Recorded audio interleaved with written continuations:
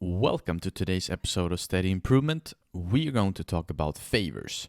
How should you use it, and in which countries does it work the best? Let's dive into it. In some social settings and in some countries, there is a strong obligation to reciprocate when someone does us a favor. It can be anything from you buying someone lunch to you give them a present. When someone buys you a lunch, you almost automatically want to reciprocate and say, "I'll pay next time." This is a fascinating thing that almost is rooted in ourselves as human beings. We really don't like the feeling of owing someone something.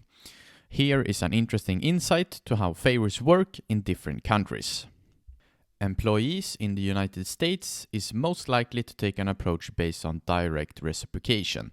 They ask the question, "What has this person done for me?" and felt obligated to volunteer if they owed the requester a favor. German employees, on the other hand, were most likely to be influenced by whether or not the requester stayed within the rules of the organization. They decided whether to comply by asking, according to official regulations and categories, "Am I supposed to assist this requester?"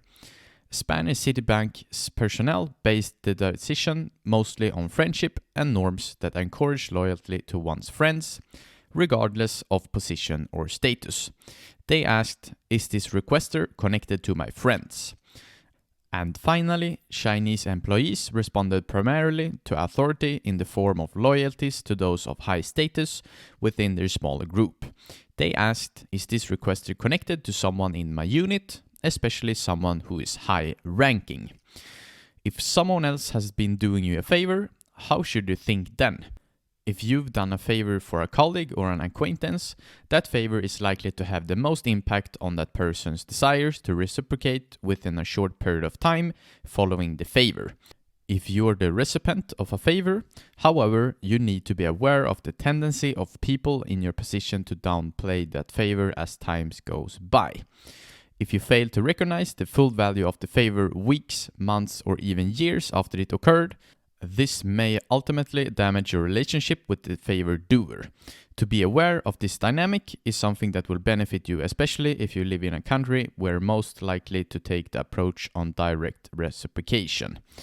How can we incorporate this into sales then? The first thing you can do is to try to giving away free things to potential clients you meet. If you do them a favor or help them in some way besides that you give them your pitch, your likelihood of making a deal with them should increase due to the rule of reciprocation. Let's say that a potential client meets you and two other businesses. If you're the only one who does them a favor or you're giving them something for free with no expectation of getting something in return, from my experience, you have now increased your odds of getting a deal with the client instead of them choosing another business than yours. So try to think next time you meet a client, give, and then you might get something back. Thank you for listening to today's episode of Steady Improvement, and I hope that I've helped you in your journey of leveling up your sales skills. Until next time, peace.